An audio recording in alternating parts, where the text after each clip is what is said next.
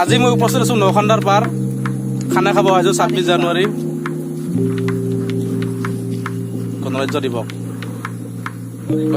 উপলক্ষে খানা খাম বুলি আহিছো আমি। আজি আমি লগত বিকাশ, পাৰ্থ, ধ্ৰুৱ আৰু কেইজনমান আছে। আমি টোটেল 6 জন ল'ৰা খানা খাম। কিছু খানা খোৱাৰ দৃশ্য আপোনালোকক দেখুৱাম, চাই দেখক।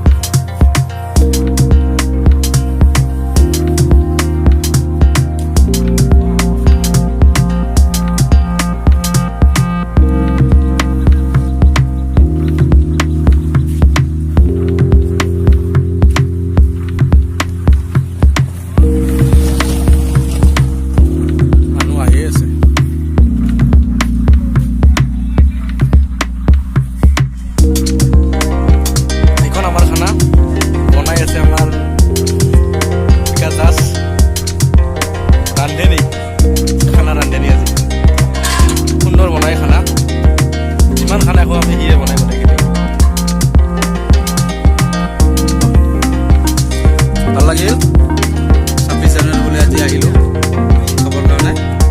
কি হয় নাজানো, বনাম আৰু চেষ্টা কৰিম বনাবৰ কাৰণে। আইটেম গোটেইখিনিয়ে আছে, মাছ, কণী, পনীৰ গোটেইখিনিয়ে আছে আইটেম, একদম মাংসৰ পৰা গোটেইখিনিয়ে আছে। আৰু এজন আমাৰ নিৰামিষ আছে, তাৰ কাৰণে পনীৰখিনি আনিব লগা হৈছে। চাওঁ, খানা বনাওঁতে অলপ দেৰি হ'ল বাৰু। গোটেইখিনি হৈ গৈছে, মোটামুটি তোমাৰ মাছখিনি ভাজিব আছে আৰু মাংসখিনি বনাই দিব লগা আছে। ঠিক আছে, বঢ়িয়া। এতিয়া আমি অলপ বাহিৰা ঠাইবিলাক দেখুৱাওঁ আপোনালোকক। নখান্দা পাৰত আহি আছোঁ, বৰপেটাৰ পৰা 3 কিলোমিটাৰ দূৰত।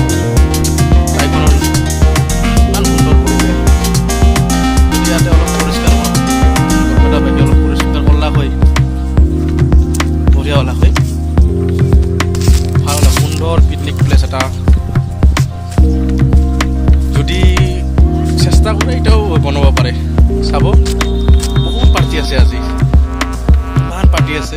মোৰ লগত আছে দাদাজন, এজন দাদা মোৰ লগত আছে। চাওঁ, এতিয়া মই ভিতৰলৈ গৈ আছোঁ, জংঘলৰ ভিতৰলৈ গৈ আছোঁ। আৰু কিমান দূৰ যাব পাৰোঁ চাওঁ। বহুত মানুহ আছে ভিতৰতো আৰু খানা খাই। চাওঁ অলপ কিছু তাৰেও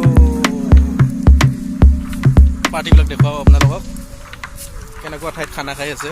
ইমান সুন্দৰ পৰিৱেশ, নখান্দাৰ পাৰ। আহিব আপোনালোকেও, বঢ়িয়া।